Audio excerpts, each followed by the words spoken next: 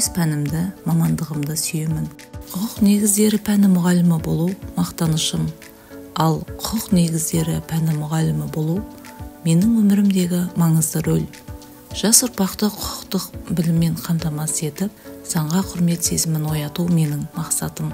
Және балалардың бойында адалдық, әділеттілік пен заңдылыққа баулу құндылықтарын қалыптастырамын. Құқық негіздері пәнінің маңыздылығы қоғамда құқықтық мәдениетті дамыту, жас ұрпақты құқықты сауатты болуға тәрбиелеу, құқықтық негіздерді үйрету арқылы қоғамның саналы мүшесін қалыптастыру, сондай-ақ қоғамдағы заңдылықты қалыптастыру, әрбір адамның құқықтары мен міндеттерін түсіндіру. Педагогикалық қызметті жүзеге асыруда мен мына қағидаларды ұстанамын. Адалдық, жауапкершілік, құқықтық сауаттылық. Адалдық дегеніміз әрбір педагогтың өз жұмысына адал болуы, оқушыларды бағалауда әділдік ұстануы. Ал жауапкершілік оқушылардың білім деңгейін, әлеуметтік дамуын бақылау және қолдау көрсету. Құқықтық сауаттылық білім беру саласындағы заңнаманы білу және орындау болып табылады. Педагогикалық қызметті жүзеге асыру барысында әріптестеріммен педагогикалық этика қағидаларында ұстанамын.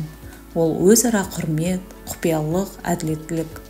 Өзара құрмет дегеніміз әріптестер мен оқушыларды сыйлау, олардың жеке құндылықтарын бағалау. Құпиялылық болса, әріптестермен бірге оқушылардың жеке деректері мен оқу нәтижелерін сақтай алу. Ал әділеттілік барлық оқушыларға тең қарау, кемсітушіліктен аулақ болу.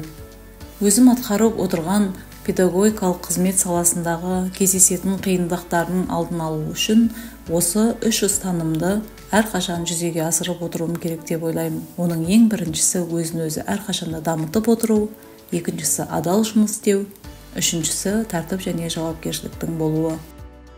Барлық педагогтер педагогикалық тұрғыда адал болу керек. Себебі педагогикалық адалдықты бұзудың салдары үлкен болмақ. Ол оқушылардың сенімін жоғалту, білім беру процесіне кері әсер етуі мүмкін. Сондай-ақ ұстаздардың беделі төмендеп, оқушылардың моральдық дамуына зиян тигізеді.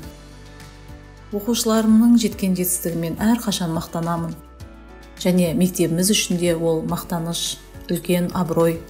2023-24 оқу жылында оқушыларым республикалық пәндік олимпиададан, ауыл мектептеріне арналған пәндік олимпиададан республика көлемінде топ жарып, үлкен абыройға, шаттыққа бөледі.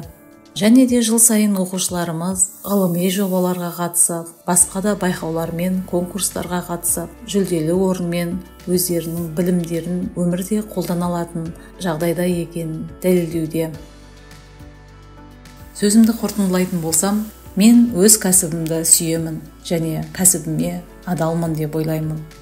Педагогикалық адалдық пен кәсіби абыройды сақтау білім беру жүйесінің сапасын арттырады және оқушылардың бойында моральдық құндылықтарды дамытуға ықпал ететіні сөзсіз. Мен өзімнің барша әріптестерімді педагогикалық адалдыққа шақырамын.